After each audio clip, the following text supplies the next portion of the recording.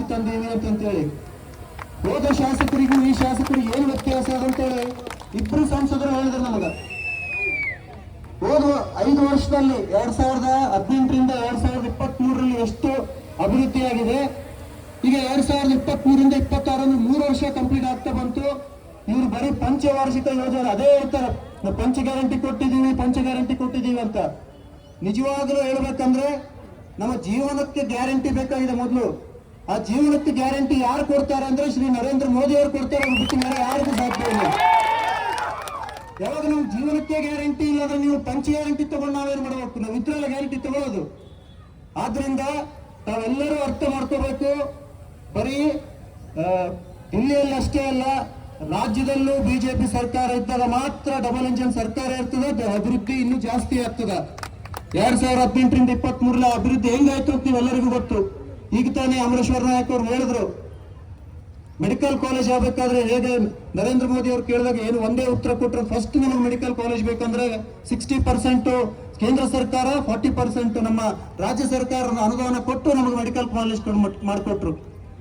ಇನ್ನೊಂದು ಉದಾಹರಣೆ, ನಮ್ಮ ಇಂಧನ ಬಿಲ್ಡಿಂಗ್ ಆದ, ನಗರಸಭೆ ಬಿಲ್ಡಿಂಗ್ ಆಗಬೇಕಾದ್ರೂ ನಮ್ಮ ಕಾಲದಲ್ಲಿ ಆಯ್ತು.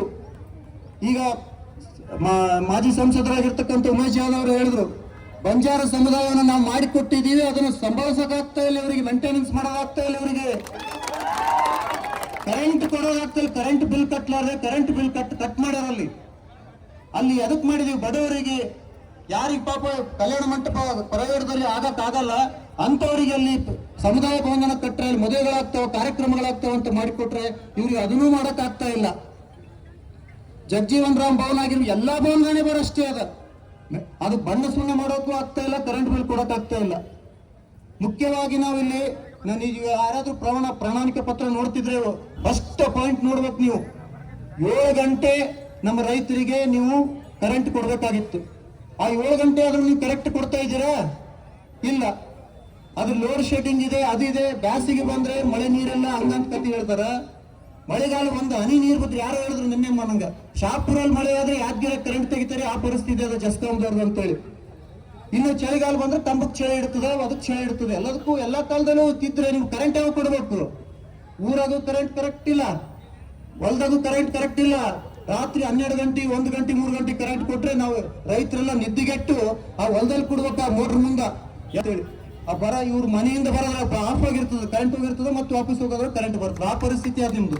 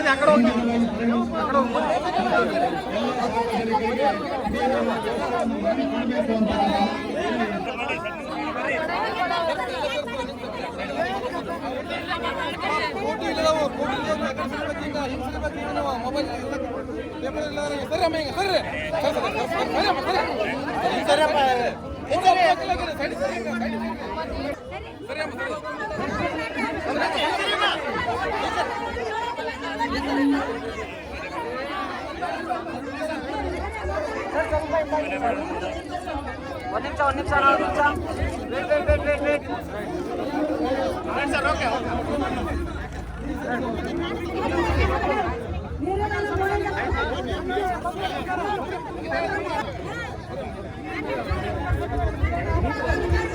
ಡನ್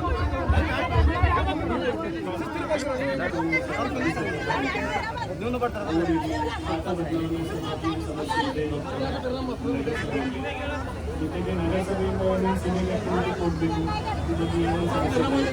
ಅದು ಎಲ್ಲನೂ ಆದಷ್ಟು ಬೇಗ ನಗರಸಭೆಗೆ ಮೀಟಿಂಗ್ ಕಳಿಸಿ ಸಾಲ್ವ್ ಮಾಡಿ ನಮ್ಮ ಜನರಿಗೆ ತ್ವರಿತವಾಗಿ ಸ್ವಲ್ಪ ಕೊಡಲಿಕ್ಕೆ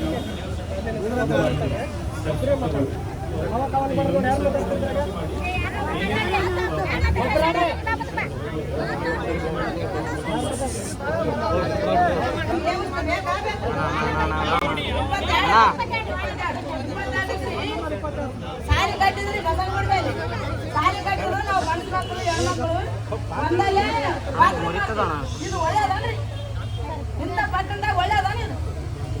ಬಾತ್ರೂಮ್ ಕಟ್ಬೇಕಲ್ರಿ, ಕಟ್ಟಿದ್ರೆ ಅದು ಏನ್ ಚಾಲ್ ಮಾಡಲ್ಲ ಏನ್ ಮಾಡಲ್ಲ. ಬಾತ್ರೂಮ್ ಕಟ್ಟಿ ಈಗ ಏನಾದ್ರೆ ನಾವು ಸುತ್ತ ಕಟ್ಟಿ ಹೊರಗ ಹಾಕಿ ನಮಗೆ ವ್ಯವಸ್ಥೆ ಮಾಡ್ಬೇಕು. ಆಯ್ತು ನೋಡ್ರಿ ಸರ್. ಮತ್ತೆ